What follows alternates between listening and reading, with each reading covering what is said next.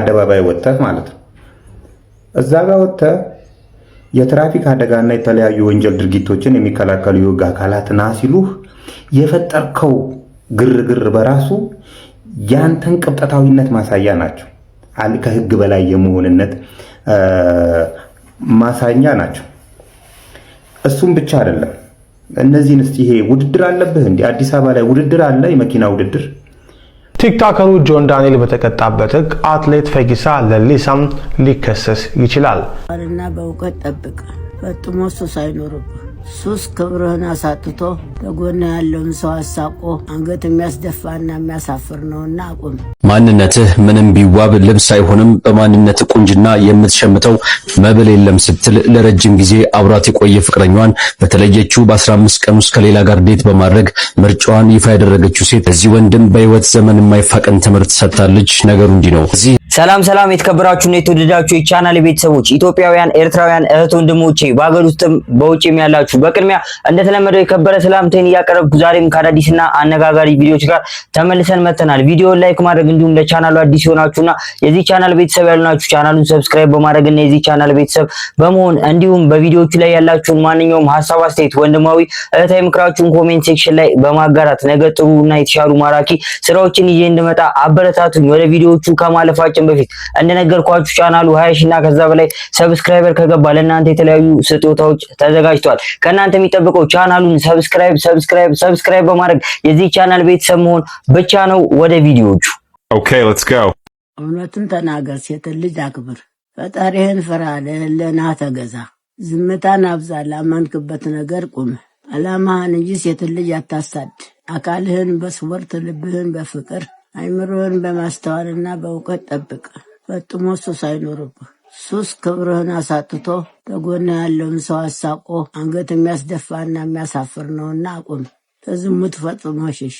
ኩሩ ወንድ ታንድ ተተመረጠ ሴት ውጭ ገላውን ለማንም አያሳይም። ታማኝ ሁን፣ ፍርሃትህን አስወግድ። ሰውን አትናቅ፣ ንቀትን አስወግድ። ክብርህን አስጠብቅ፣ የሰውንም ክብር ጠብቅ። በንግግር መሃል የሰዎችን አይን ተመልከት። ፈታ ብለህ ተቀመጥ፣ እንደ ሌባ አትቁነጥነጥ። በእርጋታ ተናገር፣ ማዳመጥንም አብዛ። ለትንሿም ሰላምታ ሳይቀር አመስጋኝ ሁን። ስታመሰግን የተሻለ አእምሮና ስነ ልቦና ይኖርሃል። ከውጥረትና ተጭንቀት ነጣ ትሆናለህ። ለመሰናከል እጅ አትሰጥም። በራስ መተማመን ይኖርሃል። ሕይወትህን ትወዳለህ፣ በረከት ይበዛልሃል። ምስጢርህን ወደ አደባባይ አታውጣ፣ ምክንያቱም ነገ ያሳቅቅሃልና። በመንፈሳዊ ሕይወትህ ላይ አብዝተህ ስራ፣ ዘወትር በጸሎት ትጋ። በትክክልም እንግዲህ ቤተሰቦች የእናታችን ሐሳብ ሁላችንንም ያስማማል ብዬ አስባለሁ። በተለይ ወንዶችን ማለት ነው። ታዲያ ሴት እህቶቻችን በዚህ ጉዳይ እንዴት ነው? ምን አይነት ሐሳብ አስተያየት አላችሁ? ወንዶች እንደዚህ አይነት ፐርሰናሊቲ ወይም ደግሞ እንደዚህ አይነት ማንነትን ቢላበሱ ጥሩ ነው ወይስ ጥሩ አይደለም? ያላችሁን ሐሳብ አስተያየት ኮሜንት ሴክሽን ላይ አስቀምጡልኝ። ታዲያ ከዚህ ጉዳይ ጋር በተያያዘ ሴቶች ይሄንን ቪዲዮ ብትመለከቱት ደስ ይለኛል። እስኪ ምንድነው ቪዲዮ? ማንነትህ ምንም ቢዋብ ልብስ አይሆንም። በማንነት ቁንጅና የምትሸምተው መብል የለም ስትል ለረጅም ጊዜ አብራት የቆየ ፍቅረኛዋን በተለየችው በ15 ቀን ውስጥ ከሌላ ጋር ዴት በማድረግ ምርጫዋን ይፋ ያደረገችው ሴት እዚህ ወንድም በህይወት ዘመን የማይፋቀን ትምህርት ሰጥታለች። ነገሩ እንዲህ ነው። እዚህ በቲክቶክ ቃል በሚል መጠሪያ የምናውቀው ወንድማችን ከ400 ሺህ በላይ ተከታዮች ባሉት ቻናል መሰረት በሚለቃቸው ቪዲዮዎች የብዙዎቻችንን ቀልብ የሳበና የማህበረሰባችንን የልብ ትርታ እንድንታዘብ መንገድ የጠቆመን ወጣት ሲሆን ታዲያ ከቀናት በፊት ባጋራው መልእክት ገንዘብ እጁ ላይ በነበረ ጊዜ ከዙሪያው ያልተለየችው የረጅም ጊዜ ፍቅር አጋሩ ዛሬ ላይ ከኪሱ ምንም ባልተገኘ ጊዜ እሷም ራሷን ከጎኑ መሰወሯ ይባስ ብሎም በሁለት ሳምንታት ውስጥ ከሌላ ሰው ጋር ፍቅር መጀመሯን ገልጿል። የተሰበረ ልብ ባፈቀሩትና በተማመኑበት የተከዳን ገጽ በፊቱ እንዳዋለ ማንንም አትመኑ ይለናል። ተቀብለናል። ሁሉን ነገር አጥቼ ልፋቴ ሁሉ ከንቱ ሆኖ ባዶ እጄን በቀረሁበት ሰዓት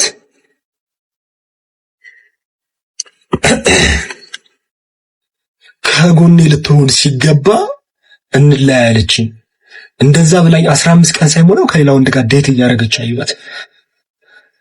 ማመን አቅቶኝ ሪሌሽን እንደጀመረች ሲጠይቃት መማል በሌለባት ነገር ምላ ነው የነገረችኝ። እኔ ማመን አቅቶኝ ማለት ነው። ያ ማለት ቺት ታደርግብኝ ነበር ማለት ነው። በዚህ ፍጥነት የሁሉ ነገር ውስጥ ሊገባ ስለማይቻል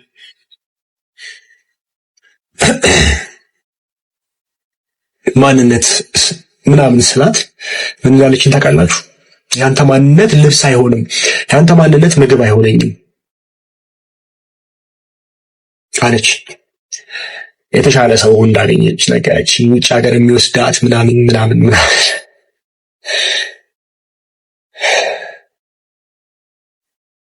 ምን ልላችሁ ፈልጌ ነው፣ ገንዘብ ከሌላችሁ ማንም አይፈልጋችሁ። ማንም እኔ በሰዓት ልቤን የሚሰብረው የእሷ መሄድ ሳይሆን ልፋቴ ከንቱ መቅረቱ። ልፋቴ ስራችሁ ህይወትን ለመቀየር ብዙ ሞክሬያለሁ። እኔ ምን ያልሰራሁት ስራ አለ? እኔ ምን ያላረኩት ነገር አለ? ከማንም በላይ ለፍቻለሁ። የቅርብ ሰዎች፣ የምታውቁኝ ሰዎች ታውቁኛላችሁ። ግን ምን ላድርግ፣ ሁሉም ነገር እንዳሰብኩት አልሆነም። እኔ ባሰብኩት ሌላ፣ የሆነው ሌላ። ብቻ ምን ልላችሁ ፈልጌ ነው፣ ማንንም ሰው አትመኑ። ይህንን ስናገር ሁላችሁንም ማለት ፈልጌ እንዳልሆነ እንድትረዱልኝ እፈልጋለሁ፣ ሴቶች እህቶቼ ማለት ነው። ታዲያ ቤተሰቦች እንደተመለከትነው በቪዲዮ ላይ በአንድ ወቅት ብር በነበረው ሰዓት፣ ስራ በነበረው ሰዓት አብረው የነበረችው ሴት አሁን ላይ ግን እንደራቀችውና እንደተጎዳ የተናገረው ይህ ወጣት ኮንተንት ክሬተር የብዙዎችን ልብ ነክቷል። ብዙዎችም ሲቀባበሉት ነበር፣ መረጃውን እንደ መረጃ ማለት ነው። ታዲያ በእንደዚህ አይነት ፐርሰናሊቲ ወይም ደግሞ ማንነት ውስጥ የተሳላችሁ እንደዚህ አይነት ሴት እህቶቻችን፣ እንደዚህ አይነት እንስቶች እባካችሁ እንደዚህ አይነት ባህሪ አይጠቅማችሁም። ቲክቶከሩ ጆን ዳንኤል በተቀጣበት ሕግ አትሌት ፈይሳ ለሊሳም ሊከሰስ ይችላል። ጉዳዩን ከህግ አኳያ እንመልከተው። አትሌት ፈይሳ ለሊሳ ላይ የተሰሙ ያሉ ክስተቶች በኢትዮጵያ የወንጀለኛ መቅጫ ህግና በሌሎች ተዛማች ህጎች መሰረት ሊያስከትሉ የሚችሉትን ከባድ ህጋዊ አንድምታዎች እንደሚከተለው መተንተን ይቻላል። አንደኛ፣ በትራፊክ አደጋው ረገድ የሚጠበቅ ተጠያቂነት። አትሌቱ አደጋ አድርሶ ከአካባቢ መሰወሩ በራሱ ተጨማሪ ወንጀል ነው። በኢትዮጵያ የትራፊክ ደንብ መሰረት አደጋ ያደረሰ አሽከርካሪም ወዲያውኑ መኪናውን አቁሞ ለተጎጂዎች እርዳታ የመስጠት፣ አደጋውን ለፖሊስ ሪፖርት የማድረግ፣ ፖሊስ እስኪመጣ ድረስ ከአካባቢው ያለመራቅ ግዴታ አለበት።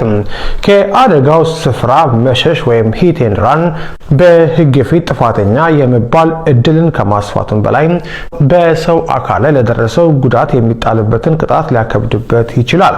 ሁለት፣ የጦር መሳሪያ አጠቃቀምና የዛቻ ወንጀል። በጸጥታ ኃይሎች ላይ መሳሪያ መምዘዝና ዛቻ መሰንዘር እጅግ ከባድ ህጋዊ መዘዝ አለው።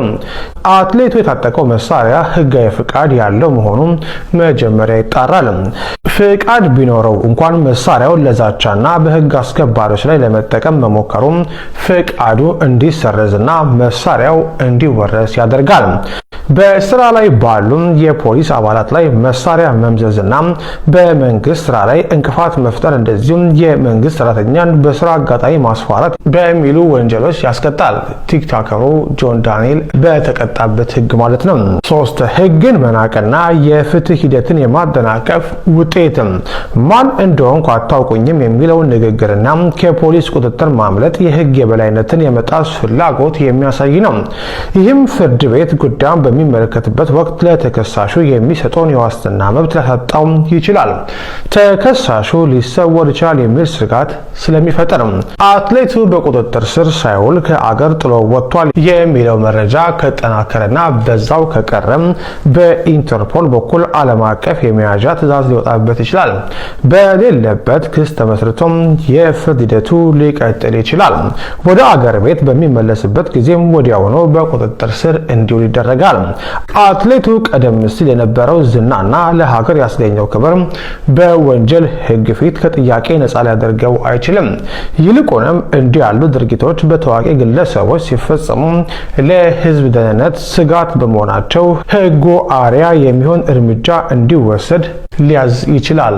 ፈይሳ ለሊሳ እንደ ቲክቶከሩ ጆን ዳንኤል ይከሰስ ይሆን? በጋራም የምናየው ይሆናል።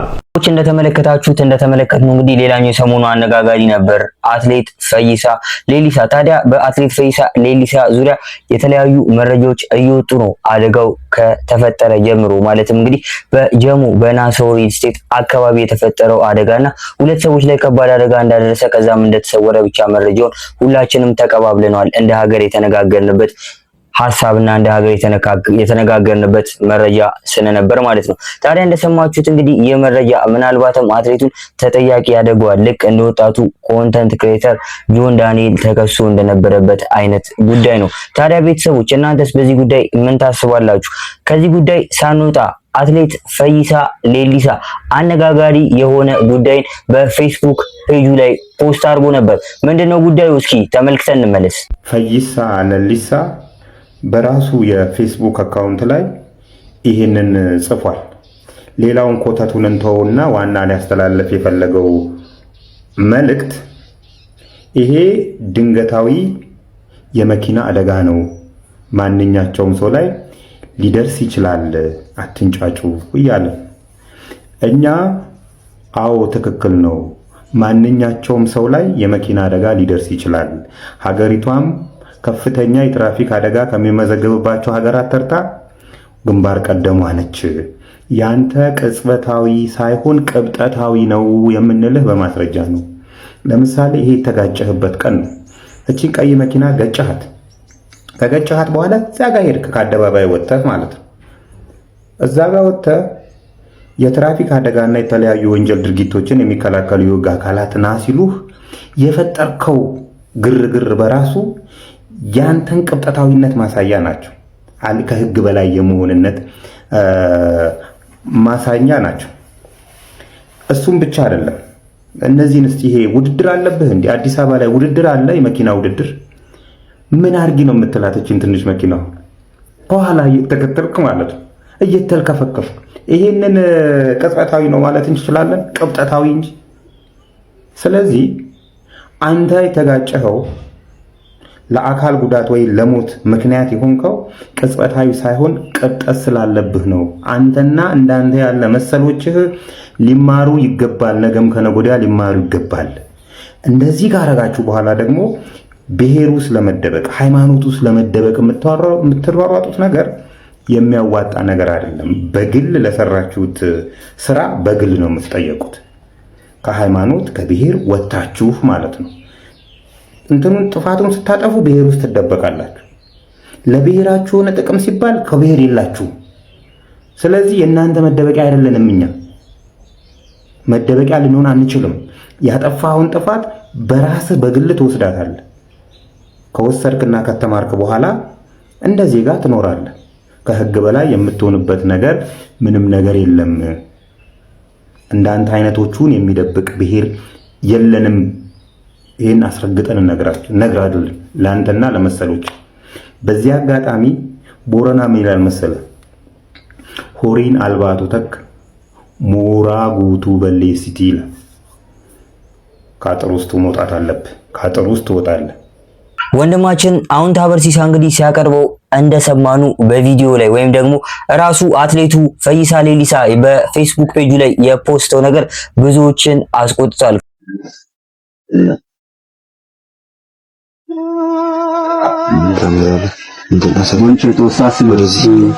ኢየሱስ ክርስቶስ ብቻውን ያድናል። ዛሬ ከጠላት አገዛዝ እህታችንን ታደለችን እግዚአብሔር ነፃ አውጥቷታል። ይህን ቪዲዮ የተዋህዶ ልጅ ነህ 5-10 ጊዜ ኮፒ ሊንክ ሼር ሪፖስት አድርግ፣ ላይክ አድርግ፣ ኮሜንት ማተብ መዳኛችን ነው ካላልክ እመነኝ ፍርዱን እግዚአብሔር ይሰጣል።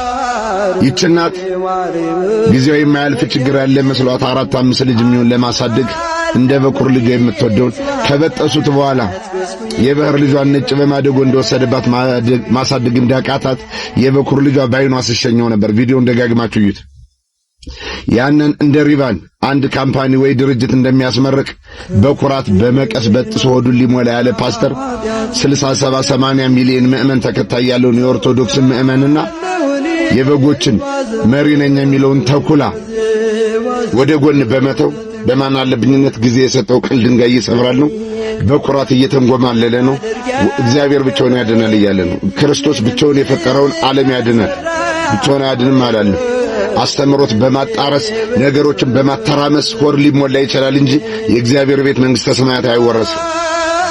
ዛሬ ጊዜ ማተብ በመበጠስ የኑሮ ውድነትን ለመሻገር የሚሄዱ እልፍ ይመጣሉ። ይህንን ደግሞ ልጅ እያለን ቢጫ የለበሱት ድንጋይ የተንተራሱት አፈር ምሰው የሚያሩት ቅጠል የጎረሱት አባቶች ነግረውናል። በሶስተኛ እግራቸው በሰለለችው እግራቸውና በሶስተኛ እግራቸው በመቋሚያቸው ከኒኩሬል ከሚሳኤል ከኪም ጆንግ ሚሳኤልና ከፑቲን አረር ተሸካሚ ኒኩሬል በላይ የሚፈሯት በሳጥናኤል ጎል የተጠቀሰው በመጓመር በአቅጣጫ የተሰጠው ያቺ ቀጭን ብትራቸውና መርፌ ሊበሳት ሲል የሚበጥሳት ጅማታቸውን ዓለም ይፈሯል። እኛ የነዛ ልጆች ነን። እኛን ማተብ አንበጥሰው ወደ እንግሊዝና ወደ አሜሪካ ስደት የጀመሩት የሕፃነ ቂርቆስ ልጆች እነ ልጅ ኢያሱ ከጓደኞቻቸው ጋር እንጀራ የሚጋግሩ እናቶቻችን ባናታቸው ይተከሉ። ወደፊት አልመን የምንነደው የበረዶ እንግሊዝ 2 ወር በቅጥ የማይታረስበት እንግሊዝ ባናቱ ይተከል። ያሰብነው ዶላር ምክር የተሰደርነው ስቃይ ብሶት ገደል ይግባ ብለው ከቀጭኗ ጥቁር ማተባቸው ወፍራሙን የክርስቶስን አምሳል የተሰጠውን ቅርጽ የያዘውን ተክለ ሰውነት የክርስቶስን ሕንጻ ፈቅደው አስገዝግዘው አስቆርጠዋል። እኛ ዝም የሚሉ አባቶች ደሞዝ የሚከፈላቸው ሳይሆን እንደ ጳውሎስ በስደትና በበረሃ ስለመሰከሩለት እንደ የቂርቆሱ ልጅ ሕፃን ኢያሱ እና እንደ ጓደኞቹ ይቺ ቀጭን ማተብ ከምትበጠስ ትልቁ አንገታችን ይገርደስ እንላለን።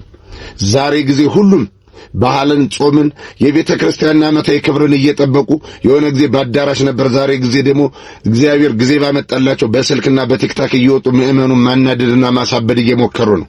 እመኑን ሁሌ እንደምንለው ኦርቶዶክስና ሚስማር ሲመቱት ይጠብቃል።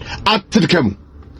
እንደዚህ ልጇን ማሳደግ ያቃታት 4-5 የወለደች ባሏ ባደጋ የሞተባት በበሽታ የሞተባት 4-5ቶቿ ልጅ ከሚሞቱ ብሎ አይደለም ማተብ ማስበጠስ ይቅርና እንስሳ በሰው አእምሮ ያልተፈጠረች የክርስቶስን ክብር ያልተቀዳጀች ከብትና አጋዝን የሜዳ አህያ እንኳን ለአንበሳ መንጋጋ ራሷን አሳልፋ አዞ እየጎነተላት አንጀቷን እያወጣት አንድ ድቃቅ ልጇን ሜዳ ላይ እግዚአብሔር ያሳድጋት ብላ ምናት።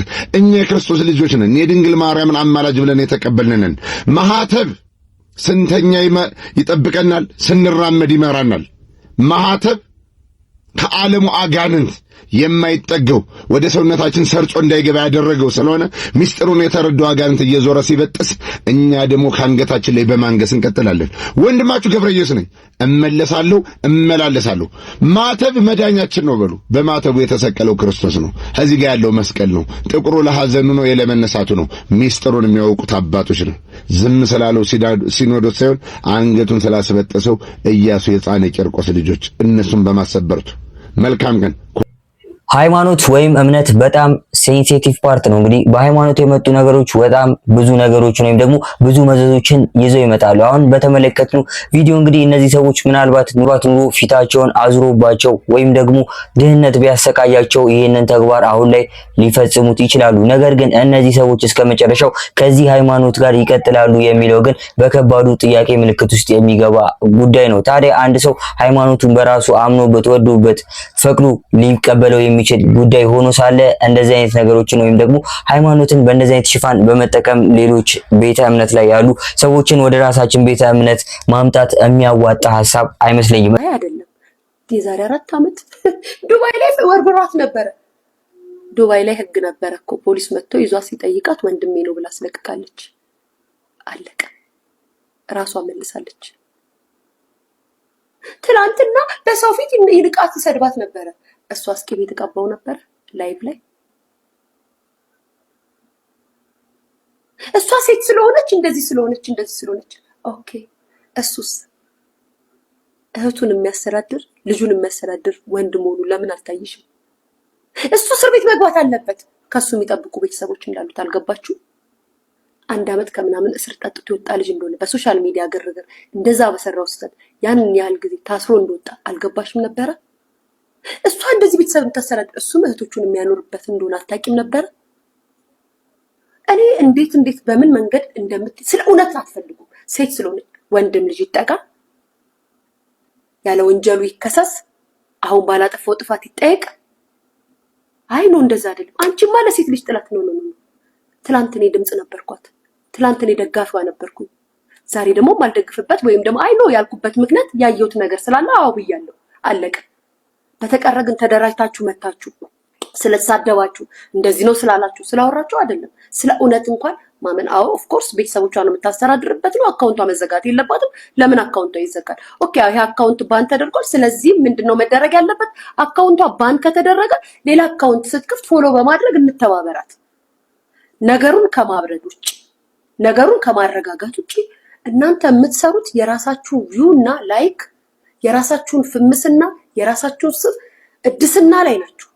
ትክክለኛ ስራ ለምትሰሩት ጭራሽ ስለ ወደፊት ትዳር ስለ ወደፊት ፍቅር ስለ ወደፊት ምናምን ታብራራላችሁ። ማን ነው አስታራቂ? ማን ነው ትክክል? ማን ነው ፈራጅ? ማን እንደ አንድ ግለሰብ በዚህ ጉዳይ ሐሳብና አስተያየትህ ምንድነው ብላችሁ ብትጠይቁኝ እንግዲህ በሁለት ሰዎች ወይም ደግሞ በፊት በፍቅር ግንኙነት ውስጥ በነበሩ ሰዎች መካከል መግባት ጥሩነቱ አይታየኝም። ምክንያቱም ጉዳዩን ራሳቸው ሊፈቱት ይገባል። ታዲያ እናንተስ ሊያሹ ያነሳቸውን ሐሳብ ከምን አንፃር ተመለከታችሁት? ቤተሰቦች ለዛሬ ይዤላችሁ የመጣኋቸው ቪዲዮዎች እነዚህ ይመስሉ ነበር። ቪዲዮዎቹን እንደወደዳችኋቸው አልጠራጠርም። ቪዲዮን ላይክ ማድረግ እንዲሁም ለቻናሉ አዲስ የሆናችሁ የዚህ ቻናል ቤተሰብ ያሉናችሁ ቻናሉን ሰብስክራይብ በማድረግ የዚህ ቻናል ቤተሰብ በመሆን እንዲሁም ቪዲዮዎቹ ላይ ያላችሁን ማንኛውም ሐሳብ፣ አስተያየት፣ ወንድማዊ እህታዊ ምክራችሁን ኮሜንት ሴክሽን ላይ በማጋራት ቪዲዮዎቻችንን ከመጨረሳችን በፊት እንደነገርኳችሁ እንግዲህ ቻናሉ 20 እና ከዛ በላይ ሰብስክራይበር ከገባ የተለያዩ ሽልማቶች ለእናንተ ተዘጋጅተዋል። ከእናንተ የሚጠብቀው ቻናሉን ሰብስክራይብ በማድረግ የዚህ ቻናል ቤተሰብ መሆን ብቻ ነው። በቀጣይ ባሪፍና ማራኪ ስራዎች